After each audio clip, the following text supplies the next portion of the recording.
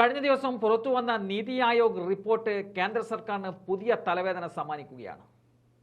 ഈ റിപ്പോർട്ടിന്റെ അടിസ്ഥാനത്തിൽ ഇന്ത്യയിൽ വികസനവും സാമ്പത്തികവും അടക്കമുള്ള ഘടകങ്ങൾ പരിഗണിച്ചാൽ ഏറ്റവും പിന്നിൽ നിൽക്കുന്ന സംസ്ഥാനങ്ങളിൽ ഒന്ന് ബീഹാറാണെന്ന് കാണാൻ സാധിക്കും. JDUവിനൊപ്പം BJPയും കൈകോർത്താണ് ബീഹാർ ഭരിക്കുന്നത്. പിന്നാലെ ലോക്സഭാ തെരഞ്ഞെടുപ്പിൽ 16 സീറ്റുകൾ നേടിയ JDU NDA സർക്കാരിൽ രണ്ടാമത്തെ വലിയ ഒറ്റക്കക്ഷിയാവുകയും ചെയ്തിരിക്കുകയാണ്. JDUവിന്റെ പിൻബലത്തിലാണ് പിന്നീട് മൂന്നാം മോദി സർക്കാർ അധികാരം ഏറ്റെടുത്തത്. ആ JDUവിന്റെ സ്വന്തം സംസ്ഥാനമായ ബീഹാർ എല്ലാ ഘടകങ്ങളിലും ഏറ്റവും പിന്നിൽ പോയതോടെ NDA ഘടകകക്ഷിയായ JDU ആകെ കലിപ്പിലാണ്.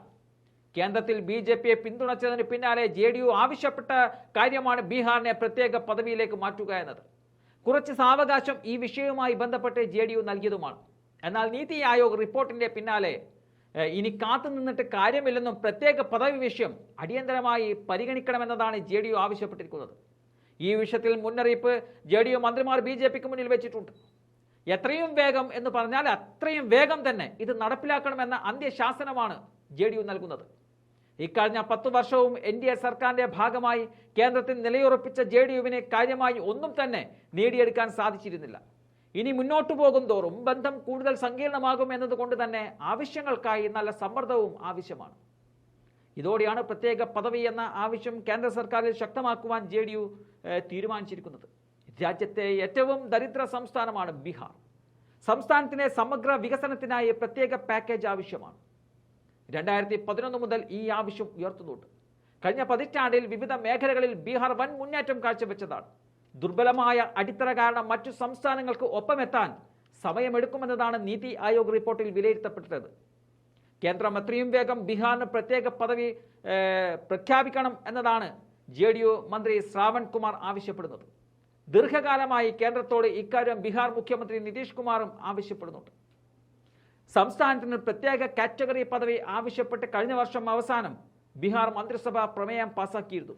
എന്നാൽ സമാന സാമൂഹ്യ സാഹചര്യങ്ങൾ മറ്റു പല സംസ്ഥാനങ്ങളിലും നിലനിൽക്കുന്ന പശ്ചാത്തലത്തിൽ ബീഹാറിന് മാത്രമായി ഒരു പ്രത്യേക പദവി നൽകാൻ സാധിക്കില്ല എന്നതാണ് അന്ന് കേന്ദ്ര സർക്കാർ അറിയിച്ചിരുന്നത്.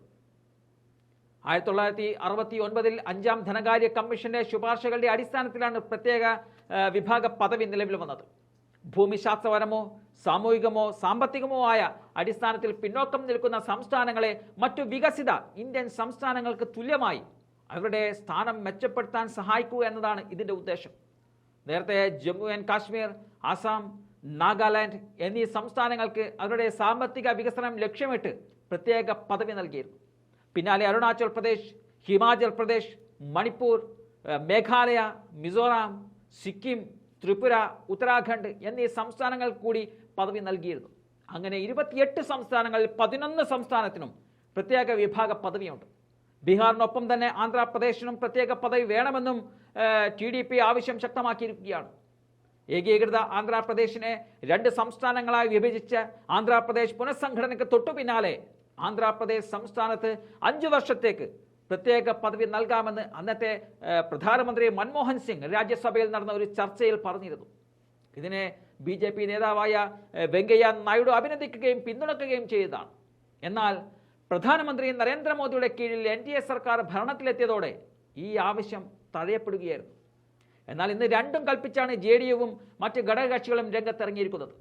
ദിവസങ്ങൾക്കുള്ളിൽ പ്രഖ്യാപനം വേണമെന്നും അല്ലാത്ത പക്ഷം ചില തീരുമാനങ്ങൾ എടുക്കുമെന്നും കേന്ദ്രത്തിന് JDU നേതാക്കൾ മുന്നറിയിപ്പ് നൽകുന്നുമുണ്ട്.